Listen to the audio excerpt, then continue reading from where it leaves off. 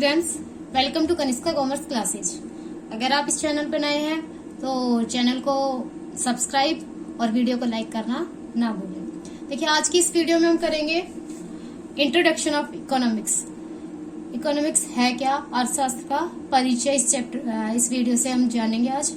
देखिए, इस संसार में बहुत सारे जीव रहते हैं, जैसे कि जानवर हो गए, मानव हो गए, गाय भैंस भेड़ बकरी, और ये सभी इस संसार में रहते हैं। लेकिन इनमें से सिर्फ अकेला एक मानव ही है जो क्या करता है, अपनी आजीविका चलाने के लिए कोई ना कोई कार्य करता है। जैसे कि जानवर है, जानवर को खाने के लिए मिल जाए तो ठीक है, नहीं तो क्या है, भूखा मर जाएगा। लेकिन इंसान है, इंसान क्या करता है, अपनी आजीविका को चलाने के लिए, यानी कि अपने जीवन को सुचारू रूप से चलाने के लिए क्या करता है, कुछ क्रियाएं करता है। तो वो क्रियाएं जो मानव के द्वारा की जाती है, और किस लिए की जाती है, अर्थ को कमाने के लिए, यानी कि धन को कमाने के लिए की जाती है, जिससे हम अपनी आवश्यकताओं को क्या कर सके, पूरा कर सके। उन क्रियाओं से संबंधित जो भी अध्ययन होता है वो हम किस में करते हैं, अर्थशास्त्र के अंदर करते हैं। तो देखिए, मानव क्या है, मानव क्या करता है, आर्थिक क्रियाएं करता है। आर्थिक क्रिया यानी कि धन कमाने के लिए जो भी क्रियाएं मानव के द्वारा की जाती है उसे हम क्या कहते हैं, आर्थिक क्रिया। वो आर्थिक क्रिया करता क्यों है, अपनी आवश्यकताओं की पूर्ति के लिए। अब इन आवश्यकता की पूर्ति हमें कैसे करनी होती है। देखिए, इस संसार में एक मानव तो है नहीं जो अपनी आवश्यकताओं को क्या कर ले, पूरा कर ले। बहुत सारे साधन है। हमारी पॉपुलेशन मोस्टली हमें पता है क्या है, इंडिया की बहुत हाई है। तो उस पॉपुलेशन में हमारे जो सोर्सेज हैं, वो सोर्सेज क्या पड़ते हैं, कम पड़ते हैं। क्या पड़ते हैं, कम पड़ते हैं। तो उन लिमिटेड सोर्सेज से, यानी कि पर्याप्त साधन के द्वारा जो अपनी आवश्यकताओं की पूर्ति उसके द्वारा की जाती है, वही क्या कहलाता है, अर्थशास्त्र कहलाता है। तो देखिए, मानव क्या करता है, आर्थिक क्रियाएं करता है। आर्थिक क्रियाओं क्यों करता है, आवश्यकता की पूर्ति के लिए करता है। और आवश्यकता की पूर्ति किसके द्वारा करता है, वो जो सीमित साधन या पर्याप्त साधन है, उन साधनों को चुनाव करके, उन साधनों का चुनाव भी कैसे करेगा, कुशलता की प्राप्ति। यानी कि एक साधन है, जैसे मान लीजिए पानी है, पानी के क्या है, अलग अलग क्या है, यूजेज है। जैसे नहाने में भी आता है वो काम में, कपड़े धोने में भी आता है, पीने में भी आता है, पौधों में डालने के लिए भी आता है। तो अभी यूज क्या है, उसकी प्यास लगी है उसको, तो पानी को यूज किस में करेगा, सिर्फ अपनी प्यास को बुझाने के लिए, ना कि बाकी अदर जो वर्क मैंने बताया उनको करने के लिए। यानी कि जो एक साधन है उसके बहुत सारे क्या है, विकल्प है, यानी कि अलग अलग उपयोग में उन्हें लिया जा सकता है। उन विभिन्न साधनों को जो एक साधन को जिनके वैकल्पिक उपयोग है, उन वैकल्पिक उपयोगों को ध्यान में रखते हुए जो सबसे अच्छा कुशल उपयोग हम कर सकते हैं, उस उपयोग को अपनाना ही क्या कहलाता है, अर्थशास्त्र कहलाता है। और देखिए, इससे हम क्या निष्कर्ष निकाल सकते हैं, आर्थिक क्रियाओं से संबंधित आर्थिक विचारों, सिद्धांतों एवं नियमों का साहित्य समृद्ध होकर अर्थशास्त्र के नाम से लोकप्रिय हुआ। यानी कि जो आर्थिक क्रियाएं उस मानव के द्वारा की जाती है, उन आर्थिक क्रियाओं से संबंधित जो आर्थिक विचार हैं, जो उनके सिद्धांत है, जो नियम है, उन नियमों का साहित्य, यानी कि उससे संबंधित सारी डिटेल्स वगैरह, उन्हीं को ही हम बड़े रूप में क्या कह देते हैं, अर्थशास्त्र कह देते हैं। अब देखिए, अर्थशास्त्र के अलग अलग लोगों ने अलग अलग क्या दी है, परिभाषाएं दी है। तो अलग अलग लोगों ने अलग अलग परिभाषाएं दी है, लेकिन उनमें से सर्वमान्य परिभाषा किसकी मानी जाती है, एडम स्मिथ की मानी जाती है। और एडम स्मिथ को ही क्या कहा जाता है, अर्थशास्त्र का जनक कहा जाता है। तो कोई आपसे पूछिए अर्थशास्त्र का जनक कौन है, एडम स्मिथ। इनके द्वारा 1776 में 1776 में एक बुक लिखी गई, जिसमें इन्होंने जो इकोनॉमिक्स से संबंधित जो भी रूल्स थे, सिद्धांत थे, नियम थे, विचार थे, वो सभी इस बुक्स में इन्होंने क्या किया, डिफाइन किया, यानी कि एक्सप्लेन किया है। तो इनकी बुक का नाम क्या था, an inquiry into the nature and causes of the wealth of the nation. यानी कि जो धन है वो किस तरीके से एक राष्ट्र के विकास को, या फिर एक राष्ट्र की जो भी समृद्धि है, उस समृद्धि में किस तरीके से योगदान करता है, किस तरीके से उसको उपयोग में ला सकता है, किस तरीके से उसका हम आगे अपने जो विकास है उसमें उपयोग कर सकते हैं, वो सब इसमें इन्होंने अपनी बुक में जो नियम है, जो सिद्धांत है, वो डाले हैं। आगे देखिए, अलग अलग व्यक्ति के द्वारा अलग अलग परिभाषा दी गई है, जो मोस्टली पेपर में पूछ ली जाती है। जिनमें से कुछ परिभाषाएं इस प्रकार है, जिस अर्थशास्त्री ने दी है। जैसे कि देखिए, धन प्रधान परिभाषा है, क्योंकि इन्होंने अपनी बुक का ही नाम किस तरीके से रखा, वेल्थ ऑफ द नेशन के नाम से रखा। वेल्थ क्या होता है, धन। तो साफ साफ पता चल रहा है हमें कि धन प्रधान परिभाषा किसने दी होगी, एडम स्मिथ ने।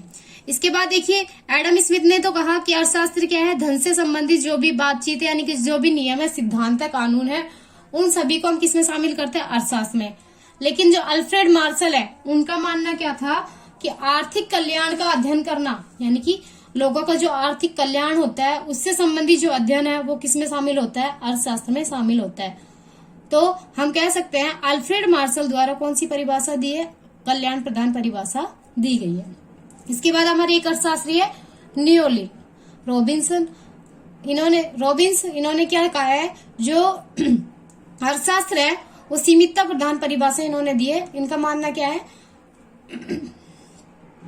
कि जो अर्थशास्त्र है वो क्या है, असीमित आवश्यकता होगी, यानी कि एक व्यक्ति है उसकी आवश्यकता क्या है, बहुत ज्यादा होती है, यानी कि एक आवश्यकता नहीं होती, असीमित आवश्यकता होती है। उन असीमित आवश्यकताओं को जो सीमित साधन है उनके द्वारा जो तालमेल बिठाकर प्राप्त किया जाता है वो क्या कहलाता है, अर्थशास्त्र कहलाता है। तो इन्होंने कौन सी परिभाषा दी, सीमितता प्रधान परिभाषा दी। इसके बाद क्या है, सैमुअल्सन ने कौन सी परिभाषा दी है, विकास प्रधान परिभाषा है। सैमुअल्सन का मानना है कि आर्थिक जो क्रिया है वो क्या है, गत्यात्मक विश्लेषण पक्ष पर जोर देती है, यानी कि आज क्या है और आने वाले समय में क्या होगा, गत्यात्मक यानी कि चलने वाला। तो सैमुअल्सन का मानना है कि अर्थशास्त्र क्या है, विकास से संबंधित है। इसके बाद प्रोफेसर मेहता ने क्या कहा, आवश्यकता विहीनता की स्थिति पर, यानी कि इन्होंने जो परिभाषा दी है वो आवश्यकता विहीनता की स्थिति के आधार पर दी है।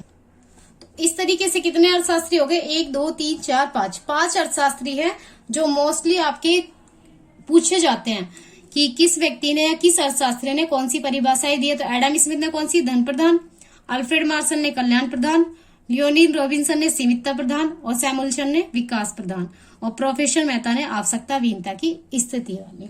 तो आगे इन सभी परिभाषाओं को देखकर और ऊपर की जो तर्क है उनको देखकर हम निष्कर्ष पर पहुंच सकते हैं। क्या, किस निष्कर्ष पर पहुंच सकते हैं कि अर्थशास्त्र में समाज एवं परिवार के सदस्यों के रूप में एक व्यक्तिगत इकाई अथवा उनके समूहों एवं देशों के आर्थिक व्यवहार का अध्ययन किया जाता है।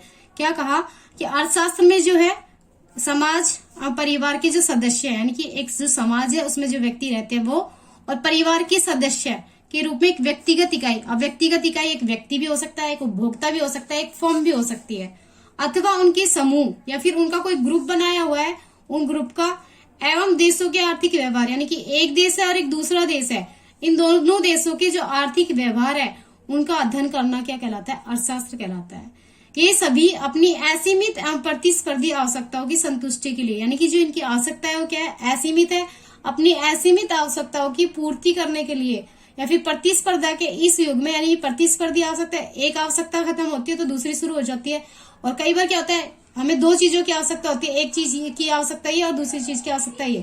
तो हमें ये डिसाइड करना होता है कि हम पहले ये वाली आवश्यकता पूरी करें या फिर ये वाली आवश्यकता। तो एक तरीके से क्या हो गया, इन दोनों में क्या हो गया, प्रतिस्पर्धा हो गई। और प्रतिस्पर्धी जो आवश्यकता है उनके बीच में जो संतुष्टि को प्राप्त करना, आप संतुष्टि कैसे प्राप्त करेगा, सीमित साधनों का चुनाव करके। तो सीमित साधनों का चुनाव करके असीमित आवश्यकता या प्रतिस्पर्धी आवश्यकताओं को पूरा करना किसके द्वारा, एक समाज या परिवार के सदस्यों द्वारा क्या कहलाता है, अर्थशास्त्र कहलाता है। तो अर्थशास्त्र की इस परिभाषा के द्वारा हम क्या निकाल सकते हैं, अर्थशास्त्र की कुछ विशेषता भी निकाल सकते हैं। तो अर्थशास्त्र की विशेषताएं कौन कौन सी हो गई, अर्थशास्त्र सामाजिक विज्ञान की एक शाखा है, क्योंकि हमने अभी बोला कि समाज और परिवार में रहने वाले सदस्यों के द्वारा जो भी आर्थिक व्यवहार किया जाता है उनका अध्ययन क्या कहलाता है, अर्थशास्त्र कहलाता है। तो क्या हो गया, अर्थशास्त्र क्या हो गया, सामाजिक विज्ञान हो गया। तो सामाजिक विज्ञान की एक शाखा हो गई। इसके बाद क्या बोला, अर्थशास्त्र में व्यक्ति या देशों की देशों की अर्थव्यवस्था के व्यवहार के आर्थिक पक्ष का अध्ययन किया जाता है। देखिए पक्ष बहुत सारे हो सकते हैं, सांख्यिकी भी हो सकता है, आर्थिक भी हो सकता है, सामाजिक भी हो सकता है, और गुणात्मक भी हो सकता है, भावनात्मक भी हो सकता है, अलग अलग पहलू होते हैं। लेकिन क्या है कि अर्थशास्त्र में किसी भी व्यक्ति या देश की जो अर्थव्यवस्था है उसमें जो आर्थिक पक्ष है उसका अध्ययन करना क्या कहलाता है, अर्थशास्त्र कहलाता है। अर्थशास्त्र असीमित एवं प्रतिस्पर्धी आवश्यकताओं को सीमित एवं वैकल्पिक उपयोग वाले साधनों के चुनाव द्वारा हल करने से संबंधित है। तो हम ये भी कह सकते हैं कि अर्थशास्त्र क्या है, ऐसी भी जो आवश्यकता है हमारी उनको सीमित और वैकल्पिक उपयोग वाले साधनों के द्वारा क्या करना है, पूरा करना है। आई होप आपको वीडियो समझ में आई होगी। ऐसे ही और वीडियो पाने के लिए चैनल को सब्सक्राइब एंड वीडियो को लाइक करना ना भूलिए। Thank you.